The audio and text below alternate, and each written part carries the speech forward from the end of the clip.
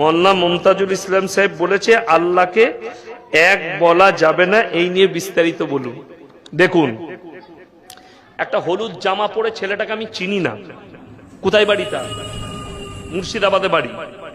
আমার পাল্লায় যেদিনে পড়বে সেদিনে ওর দাঁতগুলোকে কুকুরের দাঁতগুলো দিয়ে বদলি দেব। এত গুটকা খেয়েছে, কুকুরের দাঁতগুলো পরিষ্কার আছে।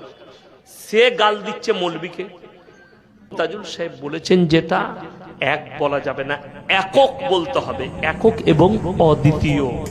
তাদেরকে বলবো গুটকাখোরা জিলাপি হুজুর দিকে ভালো করে কোরআনের তাফসীর দেখো। তোমরা তো কবর পুজো করো আর কবরের সিজদা দাও, আর যারা জিলাপি খায় সিন্নি খায় তাদের কোরআনের তাফসীর বুঝে আসবে না। আমি বললি খারাপ মৌলবি, বড় কষ্ট লাগে।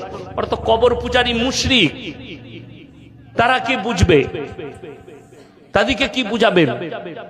আর মুমতাজুল কি বলেছে, যার দরকার মুমতাজুলকে ফোন করে জিজ্ঞেস করুন। আমি দেখলাম ফেসবুকে এসে উনি ক্লিয়ার করেছেন উনি কি বলেছেন। আল্লাহ একক এবং অদ্বিতীয়, আল্লাহর সমকক্ষ কেউ নাই। উনি বুঝাতে চেয়েছেন যেমন এক আছে না, নাই সংখ্যা, তার পাশে জিরো লাগানো যাবে না? যাবে না। তাহলে কত হলো? 10।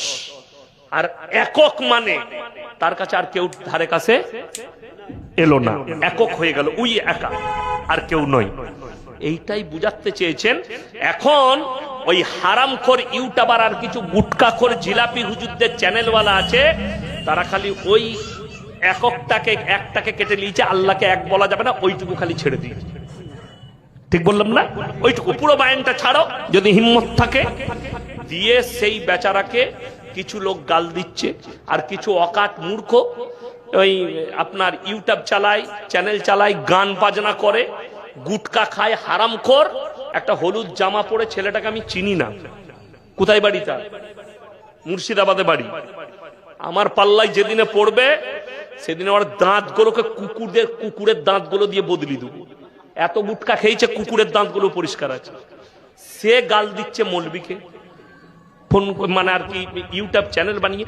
হারামখোর, তুই তো ড্যান্স করে খাস, শরীর দেখিয়ে খাস, কোন বাপের বেটা বলতে পারবে না। ইয়াসিন সাহেবের চ্যানেল আছে, আমি চ্যানেলের মাধ্যম দিয়ে খাই, কেউ বলতে পারবে না আমার চ্যানেল আছে গো, কোনো নাই। ফেসবুক নাই, ইউটিউব নাই, কিচ্ছু নাই। বাস ইনারা চালাচ্ছেন, ইনারাই আমার বক্তব্য ছাড়েন। একটা ইউটিউবার আমার নয়, ইউটিউব চ্যানেল আমার নয়, আমাকে কেউ বলতে পারবে না। অথচ ওই হারামখোররা ওইভাবে চালাচ্ছে। যাই হোক, আমি আপনাদেরকে অনুরোধ করব কোরআনের সাথে সম্পর্ক রাখবেন তো ইনশাআল্লাহ।